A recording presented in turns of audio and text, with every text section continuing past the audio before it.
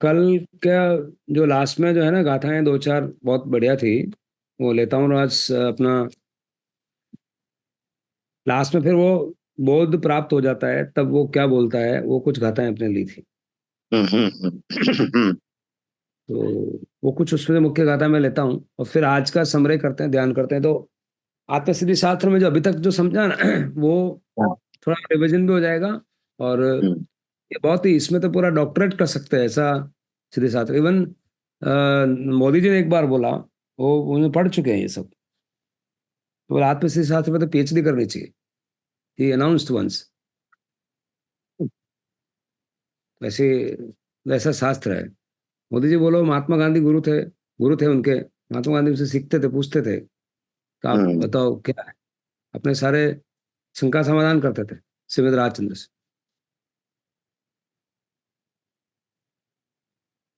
श्री सदगुरु ना उपदेश थी आयु अपूर्व धवान, निज पद निज माही लयू दूर थई अज्ञान। ये अज्ञान दूर होना मतलब राग द्वेष पे क्यों होते हैं? राग द्वेष तो अज्ञान के कारण ही होते हैं ना। हम्म। हाँ, जो 100 नंबर की गाथा है ना, उसमें पूरा उन्होंने उत्तर दे दिया कि क्या लोचा क्या है और मूल लोचा क्या है। 100 नंबर की गाथा, 100, 111, 112, 113, ये गाथा बहुत। और एक प्रथम और एक अंतिम। कुछ गाथाएं बहुत है जो मैं लेता हूँ समराइज में। हम्म। देखो, सबसे पहले अगर स्टार्ट करें तो 100 नंबर की गाथा है, तो वो बहुत मतलब प्रिय। एक जगह उत्तराधीन सूत्र में ऐसा बोलते हैं, भगवान की वाणी में आता है, रागो ये 220 कम बियम कमम च मोह भवंती।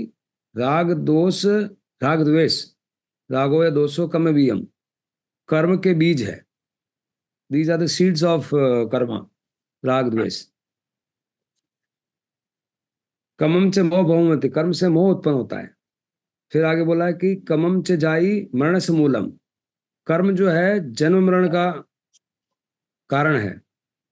और दुखम च जाई मरणम भवंती, और जन्म मरण से दुख होता है। तो दुख की ट्री बता दी। दुख कहाँ से होता है? मोह होता है। मोह कहाँ से होता है? कर्म से होता है। कर्म कहाँ से होते हैं? राग द्वेष से होते हैं। ये पूरा कॉज इफेक्ट हो गया। लेकिन राग द्वेष कहाँ से होते हैं, इसका जवाब भी भगवान पहले प्रमाद सूत्र में ही, ये दो गाथाएं हैं, प्रमाद सूत्र में पहली गाथा में बोलते हैं, अचंत काल समूल गस्य दुखस्य, हे भव्य जीवों, मैं तुमको इसका मूल कारण और उपाय भी बताता हूँ ऐसा। उस टाइम पर अन्नाण सवस्य, नाण ज्ञान उसका जो है ना मूल कारण है। नाण से सवस्य प्रकाश नहीं, ज्ञान से प्रकाश होता है। ये चीज यहाँ बोल रहे हैं। राग द्वेष अज्ञान है। अब राग द्वेष कहाँ से पैदा होता है? वो भी इग्नोरेंस से पैदा होता है। तो एक तरफ इफेक्ट बताया, बीच वाला इफेक्ट है वो। राग द्वेष अज्ञान ये मुख्य कर्मणि ग्रंथ, ये कर्म की ग्रंथि के कारण है। और ग्रंथियां सब ब्लॉकेज हो जाते हैं। ग्रंथि अपनी बॉडी में भी ग्रंथियां बनती है। जो ही राग द्वेष करते हैं तो बॉडी में सारी जगह ग्रंथियां, गांठें पैदा हो जाती है। अपने बोला घाट वाला आदमी, घाट वाला आदमी का मतलब अपना भी अपना ही नुकसान कर रहा है। जो जो गांठ गांठ में चलता है वो माया में चलता है। माया मतलब अंदर गांठें कर रहा है वो। और गांठे के फिर डॉक्टर साहब को बुलाना पड़ेगा ब्लॉकेज निकालने के लिए कि गांठें होगी। शरीर की एजिंग से हो रही है वो अपने आप होती है, बट बिना एजिंग के भी पैदा करता है। थाई निवृत्ति जय थी, उससे निवृत्ति होती है। तेज मोक्ष तो पंथ घोषणा कर दी, यही मोक्ष का पंथ है भाई। और कोई मोक्ष का पंथ नहीं। ज्ञान में आ जाओ। फिर ज्ञान की जो गाथा बात बताते हैं, कुछ ऐसी गाथाएं हैं जो बिल्कुल, अब 111, 111 गाथा बहुत जबरदस्त है। एक शब्द भी पकड़ में आ जाएगा तो समझ में नहीं आता है कि क्या, इसी में आदमी भटक रहा है। वर्ते निच स्वभाव नो, अनुभव लक्ष्य प्रतीत। अनुभव, अनुभव शब्द यूज किया है। वर्ते निच स्वभाव नो, अपना स्वभाव को वर्तन करना, यानी उसमें रमण करना। अनुभव लक्ष्य प्रतीत, व्रति वहे निज भाव मा, परमार्थ समकित, वो समकित हो जाता है। समकित जो चौथा गुण स्थान है वो प्रकट कर दिया है यहाँ। जहाँ आत्म स्वभाव का अनुभव, लक्ष्य, अनुभव लक्ष्य और प्रतीति रहती है। प्रतीति मतलब होश रहता है, लक्ष्य मतलब मुझे वो पाना है, और अनुभव जहाँ हो गया उसके बाद और ज्यादा वो बढ़ जाता है। फिर उसके बाद क्या होता है, वर्धमान समकित थी, बार बार उसको मुझे स्थिरता चाहिए। समकित मतलब समता में रहना है, अपने स्वभाव में रहना है। टाले मिथ्याभास, जो जो मिथ्याभास आता है उसको टालता है, यानी कि प्रतिक्रमण आलोचना करता है, उसको छोड़ता है। उदय थाय चारित्र नो, अब जो चारित्र दोष है वो उसके उदय से इधर छोड़ना बंद करना पड़ता है। वितराग पदवास, वितरागता की ओर आगे बढ़ता है, बढ़ते बढ़ते 13वें तक जाता है, तो 13वां आ जाता है, वहां 13वां लिख दिया। केवल निज स्वभाव नु अखंड करते ज्ञान, फिर अखंड हो जाता है। कई ये केवल ज्ञान थे, उसको केवल ज्ञान बोलते हैं। देह छता निर्माण, देह होते भी निर्माण हो जाता है। देह से मुक्त हो गया, देह होते भी देह से मुक्त हो गया। कोटि वर्ष नु स्वप्न पण जागृत थता समाये। तो कभी कभी ये शंका होती है मन में, कितना मेरा कर्म किया तो ये कटेगा क्या। तो एग्जाम्पल से समझा रहे हैं कि करोड़ों वर्ष का अगर सपना भी होता है, एकदम आदमी आंख खुलते ही वो सारा सपना खत्म हो जाता है। तेन विभाव अनादिनो ज्ञान तथा दूर था। ये जो बहुत बार ऐसा बोलता है ना कि कर्म बड़े बलवान है, कर्म बड़े बलवान है। कर्म बड़े बलवान नहीं है, धर्म बड़ा बलवान है। अब कर्म बड़े बलवान वो बात भी अपेक्षा से, जब तक अनेकांत नहीं आएगा ना तब तक बात ही आपको सब ऊंधी ऊंधी लगेगी, सब जगह पता नहीं।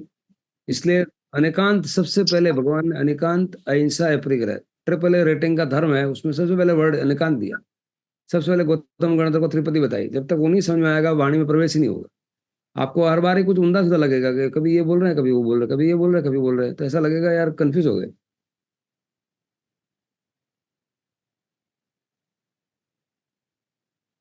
ये बहुत ज्ञाता है तो मेरे को बहुत पहले से ही एकदम बार बार ये छूटे देहाध्यास तो नहीं करता अनुकर्म, नहीं भोगता तू तेहनो एज धर्म न मर।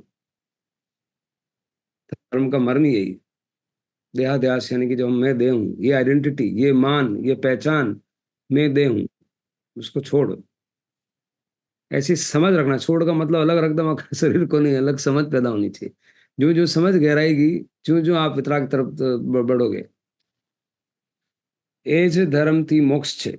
और जिस दिन ऐसा, देखो उसमें कॉन्फिडेंस कहाँ बढ़ता है, जिस दिन ऐसा प्रसंग आया, आपने आपको संभाला, आप स्वभाव में रहे और सजगता रही, फिर दूसरी बार वो मोटिवेशन मिलेगा कि मैं ऐसा ऐसा होते हुए भी मैं रहा। तो बार बार जब मिलेगा ना वो, फिर वो व्यवहार है। बार बार मोटिवेशन मिलेगा तो वो आदमी अपने आप को पकड़ रहा है, अपने आप को छोड़ नहीं रहा है। वैसे मोटिवेशन बढ़ता है तो फिर धीरे धीरे ही आपको ऐसा अपने आप ही मजा आने लग जाएगा। इसी वक्त मजा आएगा और आगे का भी मजा आएगा। भगवान ने ऐसा नहीं बोला कि आगे मोक्ष तो वहीं होगा, इसी वक्त। अधुनैव वहां अष्टावक्र ज्वाइन करता है, अधुनैव सुख शांतो, यही सुख शांति यही होने वाली। There is no cash crop है भाई, कुछ ऐसा नहीं कि आपको उधार वाली बात है, उधार की बात ही नहीं है यहाँ। ध्यान में डायरेक्ट कैश है, नगद व्यापार है भगवान का।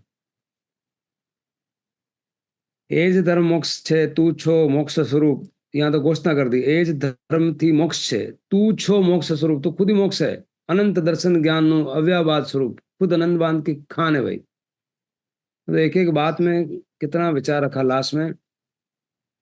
कर्ता भोक्ता कर्म नो विभाव वर्ते जाए, ये दो गाथाएं भी बड़ी जोरदार है। अब यहाँ हाँ अनेकांत प्रकट होता है। देखो अनेकांत कैसे बोला, एक जगह बोला कर्ता भोक्ता है, एक जगह बोला कर्ता भोक्ता नहीं है। तो आपको कंफ्यूजन बहुत आसानी से हो जाएगा कि अभी तो आप एक 121 में बोल रहे हैं कर्ता भोक्ता है, और 122 में बोलते हैं कर्ता भोक्ता नहीं है भी और नहीं भी, ऐसे कैसे हो सकता है, दोनों बता रहे हो।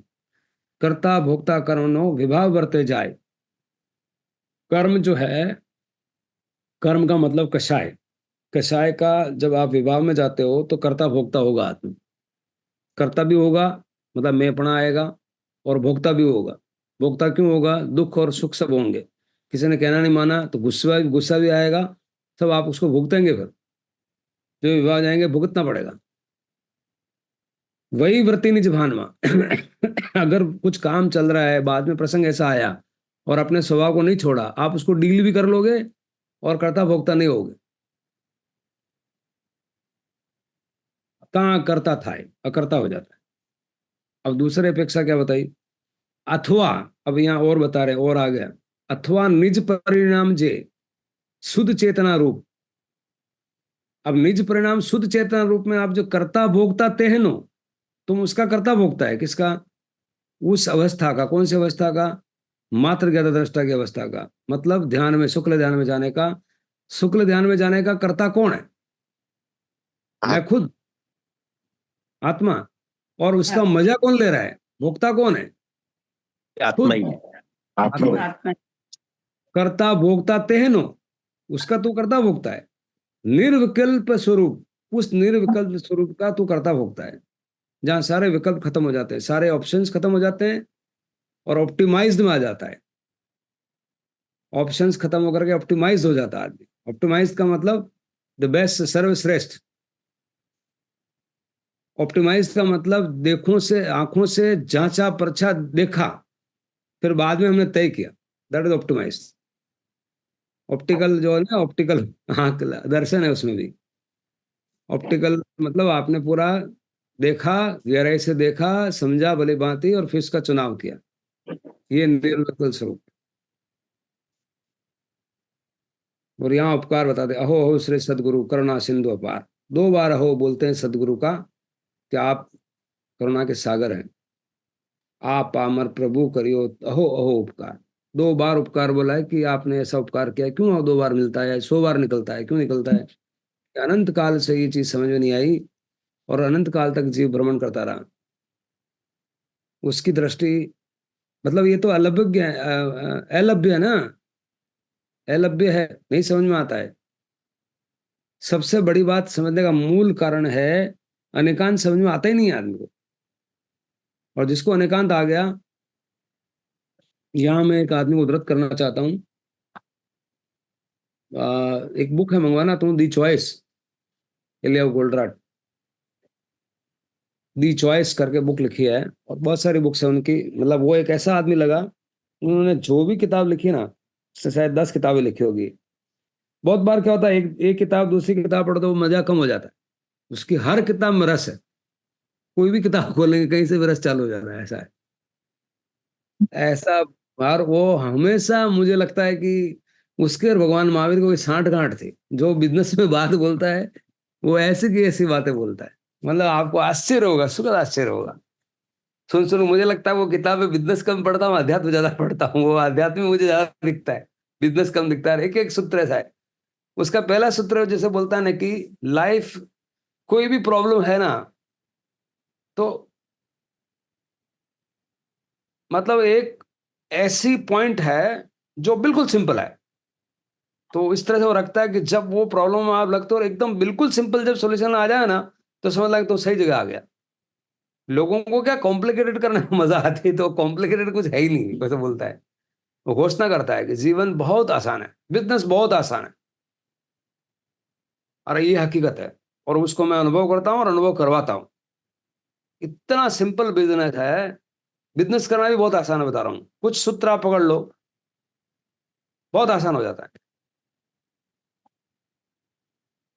मसलन एग्जाम्पल के लिए बोलता हूँ, बिजनेस में कि लोग कहना नहीं मानते कि there is a lot of resistance in the change. वो उल्टा बोलता है, कोई रेजिस्टेंस नहीं, टीएनसी अप्लाइज।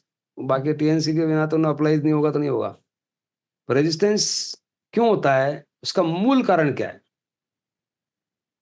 कोई भी बिजनेस में आपका एम्प्लॉय है, रेजिस्टेंस आता है, उसको कुछ काम सिखाओ, नया करो, ऐसा करना वैसा करना, तो रेजिस्ट करता है। ये आम धारणा है और ये आम हकीकत भी है। तो वो क्या बोलता है कि बोलता है वो रेजिस्टेंस में, what is in it for me. सामने वाले को ये क्लियर नहीं है कि मुझे क्या मिलेगा इस कंपनी में काम करने से। उसको आप क्लियर कर दो तो वो दौड़ेगा, ऐसा है। उसको तो आप क्लियर करने की तरह, होगा जो होगा बाद में देखेंगे, तो वो बोला मैं भी बाद में देखूंगा। तो फिर होता ही नहीं है काम। फिर बार बार उसको याद दिलाना पड़ता है कि तू ऐसा कर, वैसा कर, ऐसा कर, वैसा कर।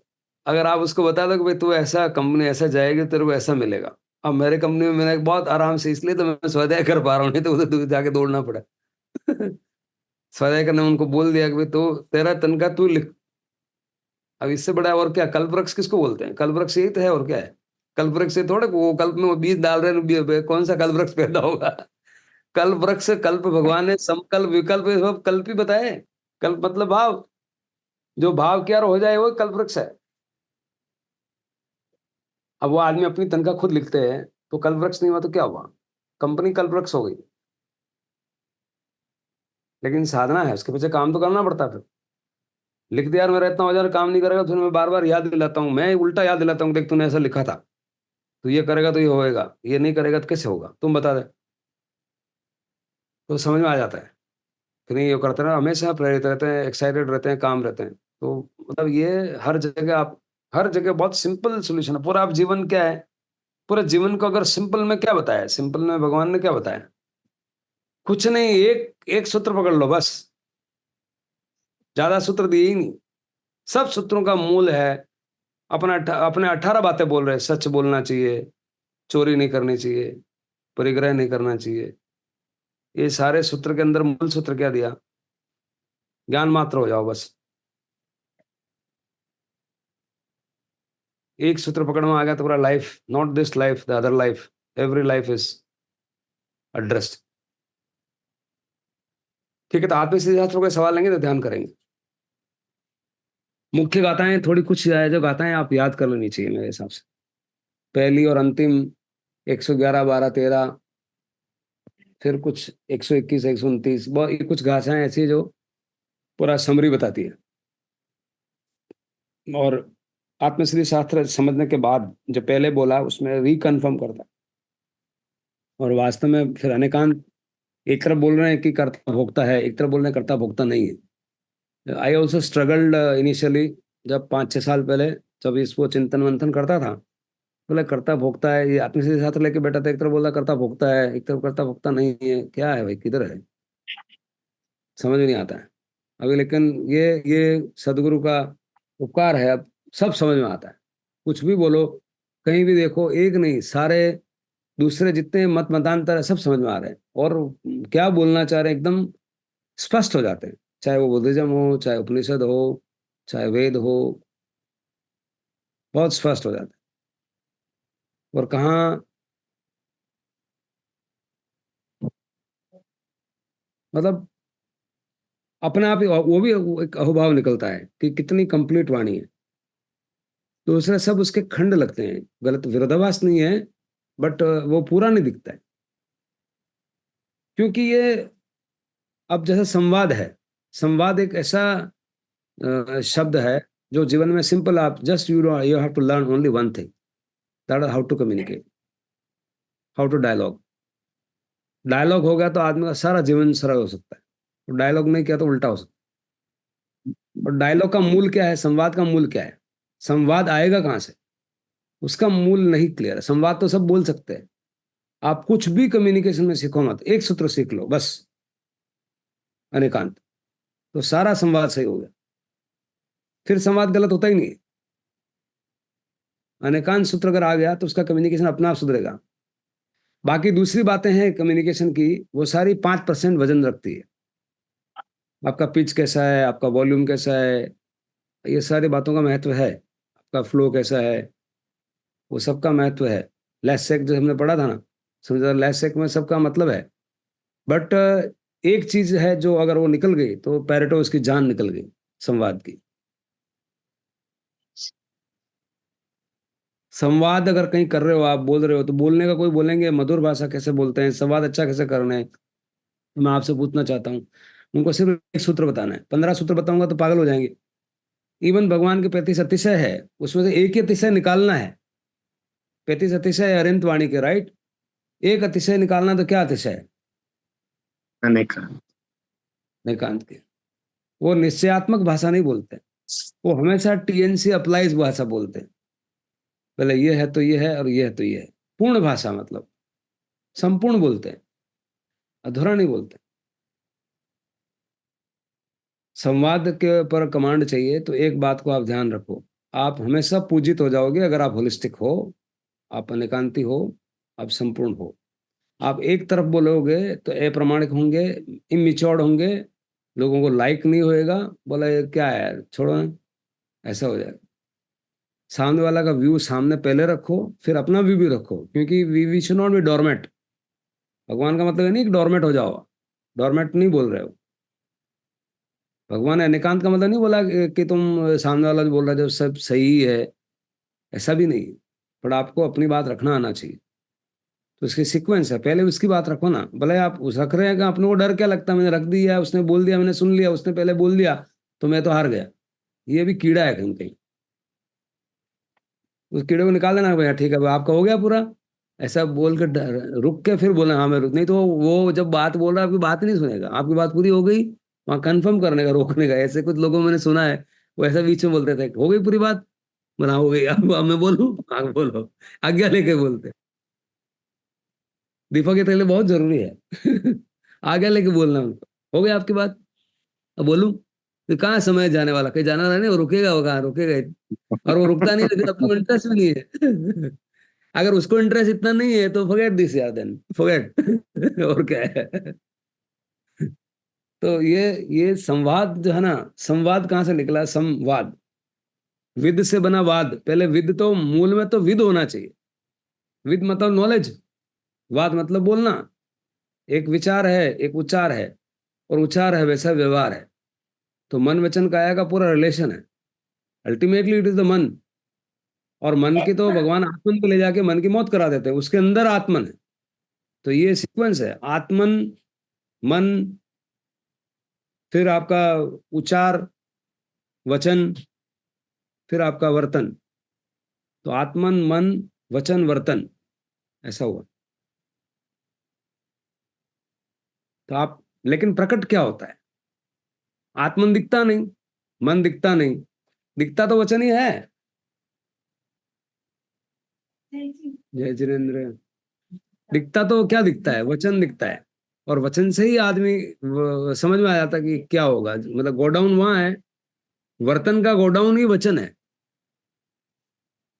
क्या बोलते हैं, सिंपल है, मतलब वर्तन एक देखोगे सिंपल है, बट वचन से पता चलता है कि ये गोडाउन, उसका गोडाउन, उसका लास्ट गोडाउन क्या है, आत्मन है। जो आत्मन को पढ़ लेता है, मन को पढ़ लेता है, वो मन पर है ज्ञान। तो उनकी अपनी खुद की मन की पर्यायों को अपन समझते हैं, तो सामने वाले की मन की पर्यायों को भी समझ सकते हैं। पूरा कितना साइंटिफिक रचना हाँ। करी है।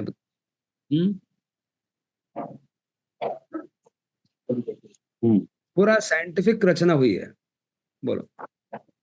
तो संवाद, in short what I was trying to tell, life को अगर सिंपल बनाना, एक सूत्र पकड़ना है, तो संवाद, और संवाद की गहराई अनिकांत में है, और अनिकांत की गहराई उत्पाद वै द्रव्य उत्तम तत्सत, यही सत्य है। तो लाइफ को बहुत ज्यादा, ये एलियाhu गोल्डराट को कभी पढ़ना, दी चॉइस करके एक बुक है। तो रिटेल, अलग अलग बिजनेस में अलग अलग कॉन्टेक्स्ट में से बुक लिखी है, और वो हमेशा होलिस्टिक की बात करता है, कि लोकल की बात क्या मत नाम है अंकल? एलिया? कर। Eliyahu Goldratt. Gold spell? Elia? ELI, Eli, हाँ। ELI, yahu, yahu. YHU, yahu. Goldratt, gold D GOLDRAT। Goldratt. Eliyahu Goldratt. तो वो, उसकी बुक्स है, आप पढ़ो। मतलब महान वो संत है, और वो स्पिरिचुअलिटी को बिजनेस में एकदम रिलेट करता हुआ, थिंकिंग प्रोसेस पे वो बात करते हैं। थिंकिंग प्रोसेस में, थिंकिंग प्रोसेस जो बोलता है ना, उसमें यही बोलता है कि दर्शन से आप ज्ञान में जाओ। बोला ऊपर ऊपर से मत करो, प्रॉब्लम ऊपर से ज्यादा लगती है, गहराई में प्रॉब्लम होती ही नहीं है। बहुत सिंपल सॉल्यूशंस होते हैं उसके, और जिस टाइम पे आपको सिंपलिसिटी समझ में आ जाती है। अभी जो हनीने में हमने एक सिस्टम बनाया ना यहाँ, वो छोटा सा टूल बनाया है, और कुछ भी टूल नहीं है। मतलब देखा जाए तो आपको लगेगा कुछ भी नहीं है, बट इतनी पावरफुल वो, हर कोई भी आदमी काम करता है। अब वो काम का जो मापदंड है, समय पर चाहिए, और समय पे मापदंड, कोई समय को मापता नहीं है। वो मापने की विधि बना दी है कि कोई भी काम टाइम पे हो रहा है कि नहीं हो रहा है, ऐसा टूल डेवलप कर लिया। तो वो, अच्छा, दूसरा दूसरा टूल में क्या डाला, हर एक आदमी को क्या होता है, अपने मगज खाता है। फिर एक स्टेप बताएगा तो अगले स्टेप उसको बताएगा तो आगे चलेगा, दूसरा स्टेप बताओ तो आगे चलेगा, तीसरा स्टेप, हर एक स्टेप बतानी पड़ती। हमने तो बोल दिया कि नडियाद चला जा, वो नडियाद चला में जगह पे फिर आके पूछेगा कि किससे जाऊं, तो सारा मगज खाता है, बाइक से बैठ के जाना भाई, बाइक से बैठ के दिखाओ, पेट्रोल भरा दूंगे। तो वो बार बार दिमाग फोन करता है, तो अपना दिमाग खराब होता है, फिर फोन पेट्रोल भराना पड़ेगा ना यार। तो ऐसा बार बार स्टेप्स पूछते हैं ना, तो आप बिछा दो, और हर एक का टाइम नक्की कर दिया, और फिर भूल जाने का, बस, तो सिंपल हो जाता है काम। नहीं तो बार बार दिमाग आता है, ये करो वो करो वो करो ये करो। दूसरा कुछ काम, बिजनेस 2 पेटी और बेचने की, तो बात ही नहीं कर पाता आदमी, वही लेके बैठा रहता है। यस और नो? यस। तो आदमी का समय नष्ट होता है, जहां जहां समय नष्ट होता है। इसलिए मेरा एक सूत्र बनाया, इस पूरी बातों का सार जो साथ बनाने में एक सूत्र बोलता हूँ और जीवन में अपनाने लायक है, और बहुत सिंपल सा सूत्र है। सिंपल सूत्र यह है कि स्वयं समय पर ध्यान, सभी समाधान और जीवन आसान। इसमें पूरा सब पूरा जीवन आ सकता है, इसमें अध्यात्म आ सकता है, इसमें व्यवहार भी आ सकता है। व्यवहार का समय, आपका समय कहाँ जाता है, आप सुबह से शाम तक किस टाइम पे क्या करते हो, उसकी विवेचना करो। और दूसरा अध्यात्म तरीका देखना क्या है कि स्वयं समय पर ध्यान, जब जब समय में आप होश में रहे वो समय आपका है, जब जब बेहोशी गई वो समय आपका नहीं है। ये तो अध्यात्म का हुआ। और जब जब आप बिजनेस के या सार्थक काम कर रहे हो, तो वो व्यवहार दृष्टि से समय आपका है, बाकी समय आपका नहीं है। आपने कि वेस्ट वेस्ट किया उस समय को। तो स्वयं समय पर ध्यान, उसके थिंकिंग के 2 लेवल है। एक व्यवहार दृष्टि से कि कौन कौन सा आप मीनिंगफुल काम कर रहे हो, जो आपको बिजनेस में आपके और कहीं भी जो भी आपके ऑब्जेक्टिव्स हैं उनको पूरा कर रहे हैं, जिसको बोल सकते हैं सार्थक। और उसका उल्टा क्या बताया भगवान ने? अनर्थ दंड। जहां जहां समय आप अनर्थ में जा रहा है, वो अनर्थ में जा रहा है। फिर पंचायती कर रहे हैं फालतू, पंचायती कितने करोगे, क्या फायदा? तो आपका अर्थ हुआ ना, न तो आत्मा का सदा न बाहर का सदा। आपने बताया था स्वयं समय पर ध्यान, फिर आगे क्या था? सभी समाधान, सभी समाधान। सारे सॉल्यूशंस मिल जाते हैं। आप अपने टाइम पे ध्यान दो। और टाइम को देखने के 2 तरीके, 2 दृष्टि है। एक व्यवहार दृष्टि है। व्यवहार दृष्टि का मतलब जो मेरे मन में ऑब्जेक्टिव्स मैंने बना रखे हैं। ऑब्जेक्टिव्स का मतलब क्या हो सकता है? बिजनेस का ऑब्जेक्टिव हो सकता है, समाज में मेरा उठने बैठने का ऑब्जेक्टिव हो सकता है, समाज में मेरा मान प्रतिष्ठा का भी हो सकता है। बट उसके लिए भी आप समय दे रहे हो। बिजनेस में कमाने के लिए भी समय दे रहे हो, या फालतू पंचायत में इसका उसने क्या किया, वो तो अनर्थ किया ना। ने तो बिजनेस का किया, ने तुम्हारा किया, ने आत्मा का किया, तो सबसे सर्वथा अनर्थ किया है फिर। तो स्त्री कथा, राज कथा, देश कथा, ये सब विकथाएं जो है ना उधर ले जाती है, समय इसको नष्ट करवाती है। तो भगवान ने इसकी वर्जना करी है कि ऐसा मत करो। तो स्वयं समय पर ध्यान। आदमी, a man is nothing but time, a person is nothing but time. आदमी है क्या? समय के अलावा आदमी क्या है? उसी समय को भगवान ने आत्मा दी है। और इस एंगल से भी सच है कि आपका समय आप हो ना। What are you other than time? You are time only. बाहर से भी हम क्या हो, हम है क्या? हमारा टाइम हम है। तो time is what person is. और आध्यात्मिक लेवल पे तो समय को आत्मा बोला है कि आप जब खुद में हो तभी समय है, बाकी समय है ही नहीं। स्वयं समय पर ध्यान, सभी समाधान। ध्यान बढ़ा गया, स्वयं समय आ गया, और सारे सॉल्यूशंस मिल जाते हैं। आप कभी भी देखना, किसी भी प्रॉब्लम को देखना, इस प्रॉब्लम के अंदर जो सॉल्यूशन है ना, वो कहीं ना कहीं एक जगह ऐसा पॉइंट है जहां वो मिल नहीं रहा है। ऐसा सोचने पे मिल जाता है नॉर्मली, और वो बहुत सारा कॉम्प्लिकेटेड लगता नहीं तो इन जनरल। बात का अध्ययन नहीं होता है, कुछ अपवाद अगर हो गए तो उनकी बातें, but generally I have found business में भी, घर में भी, कोई समस्या में भी कोई ना कोई ऐसा चीज है अपन वहां तक पहुंच नहीं पा रहे हैं, और वो एकदम लगता है कि बहुत सरल है, तभी सरल सोल्यूशन आपको लागू पड़ता है। तो चिंतन मनन करना है अपने को, नहीं तो बाजू वालों को पूछना जिसको एक्सपीरियंस है, कहीं न कहीं मदद करता है। ये पॉइंट, उसका पॉइंट बहुत जबरदस्त लगता है कि solutions are always so simple that sometimes ऐसा लगता है कि शिट। वो ऐसा वर्ड भी यूज करता है, जब आपके मुंह से निकल जाएगा शिट, यही था क्या, तो समझ लेना कि आप सही जगह आ गए, ऐसा बोलता है। बहुत 2011 में ही इज नो मोर। बट उनकी जो संस्था है ना, आज इतनी जबरदस्त संस्था भी इतनी जोरदार चल रही है, उसके पीछे जो भी चला रखा कार्यकलाप आज भी वर्ल्ड में बहुत उनसे ज्यादा जागृत है। वो नहीं है उससे, लेकिन उनकी संस्था इतनी ज्यादा जागृत है, बोलो।